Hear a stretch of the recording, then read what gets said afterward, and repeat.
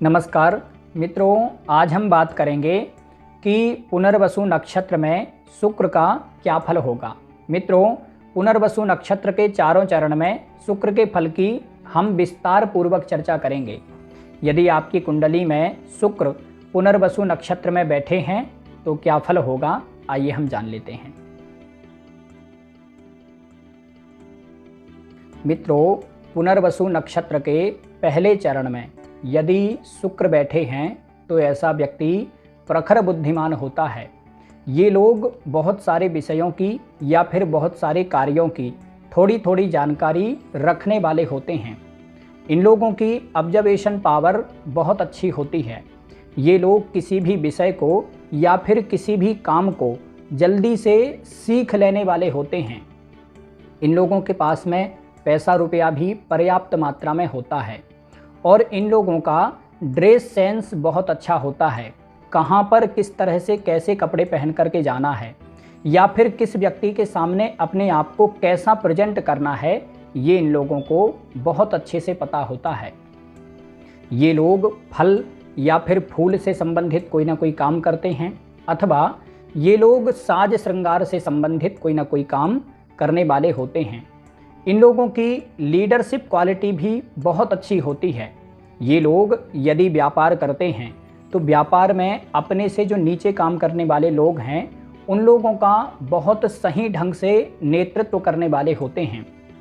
और यदि ये लोग नौकरी करते हैं तो नौकरी में भी ये लोग जल्दी से टीम लीडर आदि बन जाते हैं। और यदि टीम लीडर नहीं भी बनते हैं तो भी इनके आसपास में काम करने वाले लोग या फिर इनके साथ में काम करने वाले लोग इनसे पूछ करके काम करने वाले होते हैं। ये लोग किसी न किसी समाज या फिर किसी संस्था के मुखिया भी बन जाते हैं। विशेषकर इनके जीवन में देखा गया है कि ये लोग जीवन के उत्तरार्ध में जाकर के किसी न किसी संस्था का नेतृत्व जरूर करते हैं। ये लोग समाज में सम्मानित होते हैं और समाज में सलाहकार के तौर पर काम करने वाले होते हैं। यानी कि इनके आसपास के लोग जो होते हैं वो इनसे पूछ करके काम करने वाले, या फिर कोई बड़ी समस्या आ जाए तो इनसे पूछने के लिए, इनसे सलाह लेने के लिए जरूर आते हैं। ये लोग धार्मिक स्वभाव के भी होते हैं और धर्म के विषय में बहुत सारी बातें जानने वाले होते हैं। और यदि ये लोग किसी धार्मिक संस्था से जुड़ करके काम करते हैं तो फिर ये लोग धर्मध्वज वाहक होते हैं। यानी कि धर्म का झंडा उठा करके सबसे आगे चलने वाले होते हैं। ये लोग बहुत सुखी जीवन जीने वाले और ऐश्वर्यपूर्ण जीवन जीने वाले होते हैं। इन लोगों के जीवन में पैसे रुपए की कमी नहीं होती है। इन लोगों को पैतृक संपत्ति भी मिलती है और यदि पैतृक संपत्ति नहीं मिलती है तो भी ये लोग अपनी मेहनत से अच्छी मात्रा में धन कमाते हैं। ये लोग अपनी बुद्धि विद्या के बल पर समाज में ख्याति प्राप्त करते हैं और बुद्धि विद्या के बल पर इनका सम्मान भी बहुत होता है। मित्रों, पुनर्वसु नक्षत्र के दूसरे चरण में यदि शुक्र बैठे हैं तो ऐसा व्यक्ति बुद्धिमान और विद्वान होता है। इन लोगों की एक और खासियत होती है कि ये लोग जिज्ञासु स्वभाव के होते हैं। यदि कोई विषय या फिर कोई काम इन लोगों को नहीं आता है तो फिर ये लोग किसी न किसी जानकार व्यक्ति से पूछते हैं और हमेशा कुछ ना कुछ नया जानने की कोशिश करते रहते हैं। लेकिन ये लोग जिज्ञासु होने के साथ साथ अस्वीकारी भी होते हैं। अस्वीकारी का मतलब है कि किसी भी व्यक्ति की बात को जल्दी से स्वीकार नहीं करते, किसी भी व्यक्ति की बात को जल्दी से मानते नहीं हैं। और ये इनकी पुरानी आदत होती है। जब ये बचपन में छोटे होते हैं तब इनके घर में यदि कोई व्यक्ति इनसे पानी मंगाए तो ये एक बार में उसकी बात नहीं सुनते, मना कर देते हैं। मतलब किसी भी व्यक्ति की बात को जल्दी से स्वीकार करते ही नहीं हैं। जिज्ञासा बस पूछते जरूर हैं, लेकिन जब सामने वाला व्यक्ति इनके प्रश्न का उत्तर देता है तो फिर ये उसकी बात को नहीं मानते हैं, एकदम सिरे से खारिज कर देते हैं। कारण है ये लोग अपने आप से बड़ा किसी को मानते ही नहीं हैं। लेकिन हाँ, यदि एक बार इनको ऐसा पता चल जाए कि ये सामने वाला व्यक्ति योग्य है, बुद्धिमान है और हमसे ज़्यादा जानता है, तो फिर ये लोग उस व्यक्ति की बात को मानते हैं। ये लोग मेहनती भी होते हैं, संघर्षशील होते हैं और अपनी मेहनत से अपने जीवन में अच्छी सफलता प्राप्त करते हैं। ये लोग बहुत अच्छे लीडर भी होते हैं, इनके अंदर नेतृत्व क्षमता बहुत अच्छी होती है। यदि ये लोग व्यापार करते हैं तो व्यापार में अपने जो एम्प्लॉयज़ होते हैं उन लोगों का बहुत सही ढंग से नेतृत्व करने वाले होते हैं। और यदि ये लोग जॉब करते हैं, नौकरी करते हैं, तो फिर नौकरी में भी ये लोग जल्दी से टीम लीडर आदि बन जाते हैं। या फिर ये लोग जहाँ पर काम करते हैं वहाँ पर आसपास के लोग या फिर इनके साथ में काम करने वाले लोग इनसे पूछ करके काम करने वाले होते हैं। ये लोग किसी न किसी सामाजिक संस्था के या फिर किसी धार्मिक संस्था के नेता होते हैं, मुखिया होते हैं। विशेषकर इनके जीवन में देखा गया है कि ये लोग अपने जीवन के उत्तरार्ध में जाकर के किसी न किसी संस्था के या फिर किसी समाज के मुखिया बनते हैं। इन लोगों की एक बहुत गलत आदत होती है, ये लोग दीर्घसूत्री होते हैं, आलसी होते हैं और किसी भी काम को बहुत देर तक करने वाले होते हैं। मतलब कोई भी काम इतनी देर तक करते हैं कि जितनी देर में वही काम दूसरे लोग 4 बार निपटा देंगे और ये लोग वही काम 1 बार कर पाएंगे उतनी ही देर में।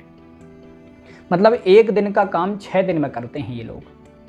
और ये इन लोगों की एक और आदत होती है कि ये लोग काम को टालते भी बहुत हैं। कोई भी काम है तो इनको लगता है कि आज नहीं कल कर लेंगे, कल नहीं परसों कर लेंगे। इस तरह से काम को हमेशा टालते रहते हैं और कार्यों के प्रति अरुचि बहुत रखते हैं। इनका मन नहीं लगता, कोई भी काम में इनका मन नहीं लगता। और ये लोग बहुत ज़्यादा अति सुख की चाह रखने वाले होते हैं, थोड़े विलासी प्रवृत्ति के भी होते हैं, अति कामुक भी होते हैं। और अति कामुकता के कारण ही इन लोगों को थोड़ी परेशानी भी होती है। कई बार इन लोगों को गुप्तांगों से संबंधित परेशानी होती है। अब वो गुप्तांगों से संबंधित परेशानी कोई भी हो सकती है, लेकिन इनको होती जरूर है। लेकिन यदि कुल मिलाकर हम देखें तो इन लोगों का जीवन विलासपूर्ण और सुखी जीवन होता है। मित्रों, पुनर्वसु नक्षत्र के तीसरे चरण में यदि शुक्र बैठे हैं तो ऐसा व्यक्ति बुद्धिमान और विद्वान होता है। ये लोग बहुत सारे विषयों की अथवा बहुत सारे कार्यों की थोड़ी थोड़ी जानकारी रखने वाले होते हैं। ये लोग धार्मिक स्वभाव के होते हैं और धर्म कर्म के कार्यों में बहुत गहरी रुचि रखने वाले होते हैं। ये लोग धार्मिक मान्यताओं के विषय में या फिर धर्म की गहराई के विषय में अच्छी जानकारी रखने वाले होते हैं। ये लोग वाक्पटु होते हैं, बोलने में माहिर होते हैं और अपनी बातों को समाज में बहुत सही ढंग से रखने वाले होते हैं।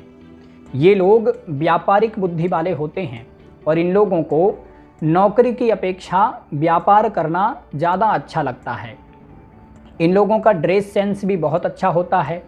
कहाँ पर किस तरह के कपड़े पहन कर के जाना है या फिर किस व्यक्ति के सामने अपने आप को किस तरह से प्रेजेंट करना है, ये इन लोगों को बहुत अच्छे से पता होता है। और ये लोग साज श्रृंगार से संबंधित चीज़ें या फिर सुंदरता से संबंधित चीज़ें बहुत संजो करके रखने वाले, बहुत बचा करके रखने वाले होते हैं। इन लोगों को शासन प्रशासन से संबंधित अधिकारियों से लाभ होता है अथवा राजनीतिक मंत्री आदि से इनका अच्छा संपर्क होता है। कई बार ये लोग यदि अच्छी पढ़ाई करें और मेहनत करें तो फिर ये लोग स्वयं शासन प्रशासन के वरिष्ठ अधिकारी के पद को प्राप्त करने वाले होते हैं। या फिर ये लोग शिक्षा शास्त्री होते हैं या फिर एजुकेशन से संबंधित कोई ना कोई काम करने वाले होते हैं। लेकिन काम चाहे जो भी करें, ये लोग शीर्ष पायदान को प्राप्त करने वाले होते हैं। शीर्ष पायदान का मतलब है कि जिस भी क्षेत्र में काम करते हैं उस क्षेत्र का जो सबसे ऊंचा पद होता है उस पद को प्राप्त करने वाले होते हैं। लेकिन इन लोगों के कार्य क्षेत्र में हमेशा बदलाव होता रहता है। यदि ये लोग सरकारी नौकरी भी करते हैं, कोई सरकारी अधिकारी भी बन जाते हैं, तो भी इनके जो पद हैं उसमें उतार चढ़ाव या फिर कोई ना कोई ट्रांसफ़र वगैरह की समस्या इनकी बनी रहती है। इन लोगों का जीवन साथी बहुत सुंदर होता है, सुशील होता है और संस्कारवान होता है। इन लोगों का जीवन साथी इनसे बहुत प्रेम करने वाला होता है और इनका जो जीवन साथी होता है वो इन्हीं के कार्य क्षेत्र से संबंधित कोई ना कोई काम करने वाला होता है। कहने का मतलब है कि यदि ये लोग टीचर हैं तो इनका जीवन साथी भी टीचर ही होगा या फिर एजुकेशन से संबंधित कोई ना कोई काम करने वाला होगा। यदि ये लोग व्यवसायी हैं, व्यापारी हैं, तो फिर इनका जीवन साथी भी कोई ना कोई व्यापारी ही होगा। मतलब इनका जो जीवन साथी होता है वो इनके कार्य क्षेत्र में बहुत अच्छी दक्षता रखने वाला, रुचि रखने वाला होता है और इनके कार्य क्षेत्र में इनकी सहायता करता है। मित्रों, पुनर्वसु नक्षत्र के चौथे चरण में यदि शुक्र बैठे हैं तो ऐसा व्यक्ति बुद्धिमान और विद्वान होता है। ये लोग चतुर व्यक्तित्व वाले होते हैं। ये लोग किसी भी प्रकार से अपना काम बनाने में माहिर होते हैं और ये लोग तेज चलने वाले होते हैं। जब ये लोग पैदल चलते हैं तो फिर तेज चलते हैं और ये लोग अपने जीवन में भी तेज चलने वाले होते हैं। ये जल्दबाज स्वभाव के होते हैं। कोई भी काम है तो इनको लगता है कि अभी तुरंत होना चाहिए और कई बार जल्दबाजी में बिना सोचे समझे कोई डिसीजन ले करके अपना ही नुकसान कर लेते हैं। ये लोग कल्पनाशील व्यक्तित्व वाले होते हैं, बहुत सोच विचार करने वाले होते हैं। कई बार ये लोग अपने मन में ही ख्याली पुलाव भी पकाते रहते हैं, भविष्य की बहुत ज़्यादा कल्पनाएं करते रहते हैं। कई बार तो ये लोग 20-20, 25-25 साल बाद की तक प्लानिंग करते हैं। ये लोग अच्छे साहित्यकार होते हैं, साहित्य के विषयों में रुचि रखने वाले होते हैं। कई बार ये लोग स्वयं कोई ना कोई कविता लिखने वाले या फिर किसी न किसी प्रकार के कोई ना कोई लेख लिखने वाले होते हैं, अथवा इन लोगों को नए नए तरह के साहित्य पढ़ने में रुचि होती है। इन लोगों का जीवन साथी सुंदर और सुशील होता है और इनका जीवन साथी हमेशा इनका सहयोग करने वाला होता है। इसी कारण से इन लोगों का वैवाहिक जीवन भी अच्छा चलता है। इन लोगों को अपने ससुराल से अच्छा लाभ होता है। ससुराल से या तो फिर इनको धन प्राप्त होता है अथवा इनके ससुराल से इनको समय समय पर सपोर्ट मिलता रहता है, सहयोग मिलता रहता है।